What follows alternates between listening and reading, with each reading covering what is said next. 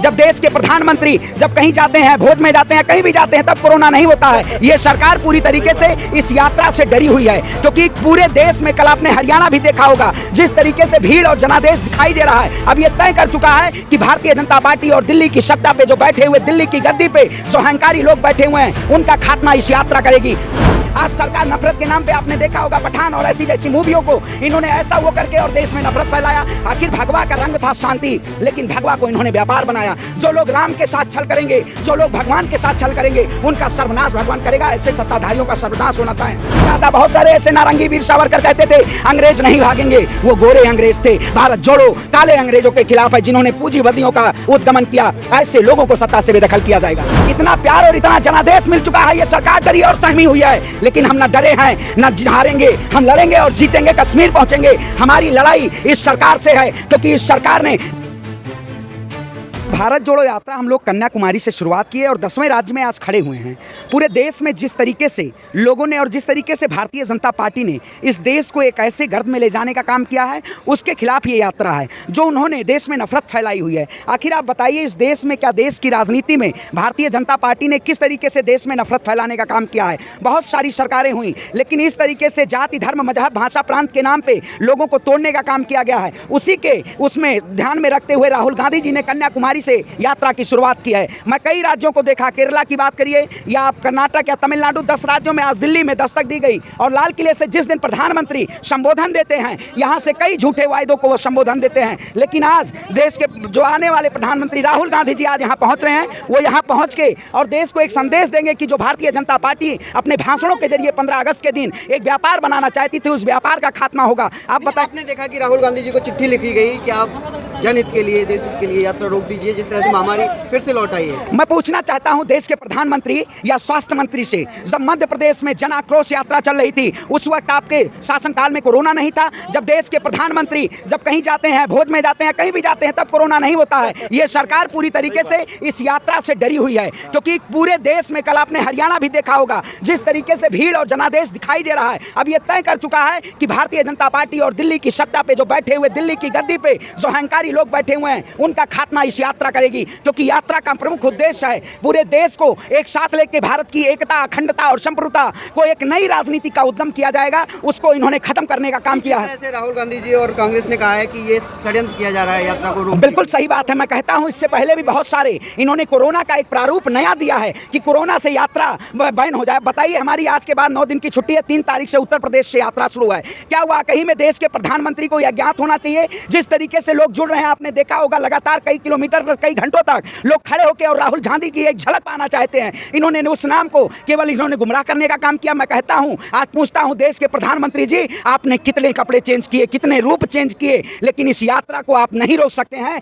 कर्नाटक में ही राहुल गांधी ने कह दिया है कि इस यात्रा को कोई शक्ति नहीं रोक सकती है। और खासकर मीडिया की बात करें, जो मीडिया देश की जनता को भ्रमित करना चाहती है। इससे पहले कोरोना में कितने लोगों को बेरोजगार कर दिया गया, कोरोना के नाम पे कितने ऐसे मुद्दों को दबाया गया। आज सरकार नफरत के नाम पे, आपने देखा होगा पठान और ऐसी जैसी मूवियों को इन्होंने ऐसा वो करके और देश में नफरत फैलाया। आखिर भगवा का रंग था शांति, लेकिन भगवा को इन्होंने व्यापार बनाया। जो लोग राम के साथ छल करेंगे, जो लोग भगवान के साथ छल करेंगे, उनका सर्वनाश भगवान करेगा। ऐसे सत्ताधारियों का सर्वनाश होना तय है। नहीं, आपने पठान का नाम लिया तो बताया गया कि पठान मूवी में भगवा कलर का अपमान किया गया है और बेशम रंग नाम दिया गया। देखिए, मैं कहता हूं, कौन क्या पहनेगा, ये अभिव्यक्ति की आजादी है। कौन क्या खाएगा, आपने देखा होगा इससे पहले व्यंजनों पे जेएनयू में, अभी हालिया तत्काल इलाहाबाद यूनिवर्सिटी में मजहब के नाम पे। आप बताइए, भारत एक धर्मनिरपेक्ष राष्ट्र है, यहाँ हिंदू, मुस्लिम, सिख, ईसाई आपस में सब भाई भाई हैं। आप लोगों को बांटना चाहते हैं। यही तो राहुल गांधी जी सड़कों पे उतर पे संदेश दे रहे हैं। जो लोग संसद पे आवाज ना सुनी जा रही हो, उस संसद की कूच सड़कों के जरिए जाती है। और 3700 किलोमीटर की जो यात्रा हम लोगों ने, जो ये 10 राज्य में खड़े हैं,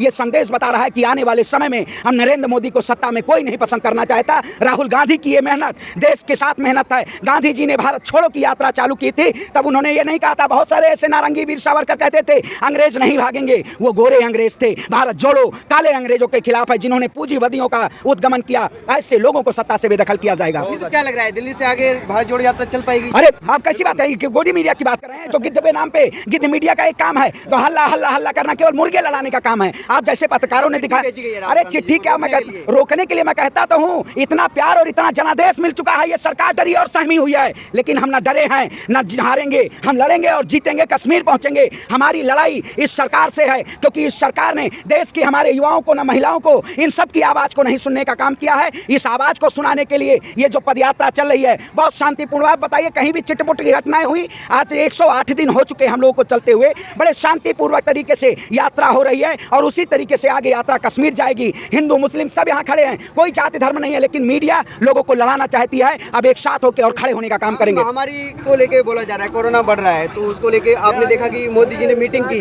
तत्कालीन मीटिंग बुलाई और मतलब इस पे गहन चर्चा की और फिर से बोला गया कि मास्क लगा के रखें। देखिए, मैं कहता हूँ, देखिए, वो लोग अपने दल की नीति करना चाहते हैं। राहुल गांधी देश नीति पे काम करना चाहते हैं, राष्ट्र के लिए काम करना चाहते हैं। भारतीय जनता पार्टी से मैं वही तो कह रहा हूँ, प्रधानमंत्री जी दावत में जाएंगे तो कोरोना नहीं है, लेकिन देश में पदयात्रा निकल रही है, राहुल गांधी के लिए लोग हुजूम बन रही है, तब इनको कोरोना दिखाई दे रहा है। ये कहीं ना कहीं एक षड्यंत्र के जरिए ये इस यात्रा को, छवि को ये धूमिल करना चाहते हैं। लेकिन यात्रा में इसी तरीके से लोग आगे बढ़ते रहेंगे और हम जिस तरीके से चलते आए हैं ऐसे कश्मीर तक जाएंगे। ऐसे बहुत सारे षड्यंत्र, बहुत सारे साजिशें आई जो गोदी मीडिया ने कर्नाटक में मोदी के हमारे यात्रा में नारे लगवाए, लेकिन हम उससे भी नहीं डरे, हम उनको भी प्यार किए। राहुल गांधी ने उनको भी गुलाब दिया, तो वो राहुल गांधी नेता, ऐसे नेता को जरूरत है, देश को जरूरत है जो प्यार बांटे। नहीं, बोला गया है कि मतलब जिस तरह से महामारी फैल रही है, अभी मतलब स्वास्थ्य मंत्रालय ने राज्यों को भी चिट्ठी लिखी है कि इस पे चिंतन किया जाए। देखिए, सत्ता डरी हुई है और जब राजा डर जाता है जनता से, इससे पहले भी आपने कई आंदोलन देखे होंगे, जेपी आंदोलन आपने देखा होगा, तो जब राजा डरा और सहमा हो जाता है तो वो नए नए हथकंडे लाके उस पर काबिज करना चाहता है, लेकिन ये हथकंडे काम नहीं होंगे। 56 इंच का शेर चल रहा है जो एक टी शर्ट में चल रहा है। आप अभी देखिएगा, चाहे सुबह की ठंड हो, हम लोगों की जब यात्रा सुबह 6 बजे चालू होती है तो इतनी धुंध और इतना कोहरा होता है, लेकिन लोगों का जज्बा देख के ये प्रधानमंत्री डरे हुए हैं। मैं कहता हूँ, देश के प्रधानमंत्री से आप सड़कों पर चल के देखिए, आपको पता चल जाएगा मेहनत और संघर्ष क्या होता है। फोटो खिंचवाने से देश नहीं चलता है। झूठ बोला है इन्होंने, माफी मांगनी होगी। इन्होंने किसानों से भी माफी मांगी, राहुल गांधी से भी माफी मांगेंगे, क्योंकि ये माफी वीरों के लोग हैं। जो लोग वीर कहते हैं, आप बताइए, वीर सावरकर वीर थे, अंग्रेजों से माफी मांगी थे, वही हार ये उन्हीं प्रवृत्ति के लोग हैं। इनका खात्मा होना तय है। नहीं, तो आपको नहीं लगता कोरोना फिर से आ गया है? देखिए, नहीं, कोरोना मैं कहता हूँ, आज से पहले कोरोना इन्होंने वैक्सीन दिया, आखिर वैक्सीनेशन के जरिए इन्होंने क्या काम किया? कोरोना तो एक से वो है, प्रारूप इन्होंने बनाया है। ऐसे जो प्रधानमंत्री जी,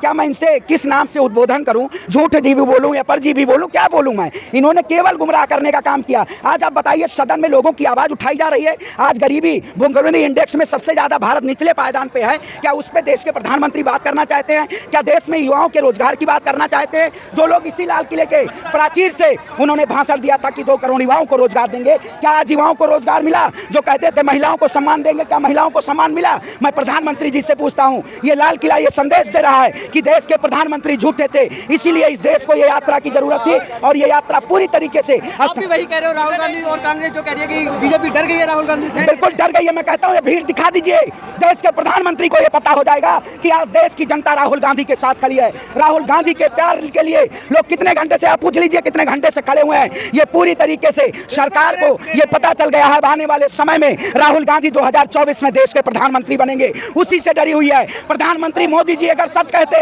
अगर वो सच की बात करते, तो आज देश की जनता सड़क पे नहीं होती। मैं आपको भी बता दूं, गोदी मीडिया का भी खात्मा हो चुका है। आज बहुत सारे चैनल ऐसे आए हुए हैं जो लोग नफरत फैलाते थे, नफरत के उस पर लगाम लगेगी और देश हिंदू मुसलमान सब। इससे कुछ बदलाव होगा? बिल्कुल बदलाव होगा। ये बदलाव के लिए लोग खड़े हैं, आपको दिखा दीजिए, ये बदलाव के लिए लोग खड़े हैं। सत्य परेशान हो सकता है लेकिन पराजित नहीं। हम इस लड़ाई को जीतेंगे और अहंकारी सरकार, तानाशाही सरकार को झुकाने का काम करेंगे।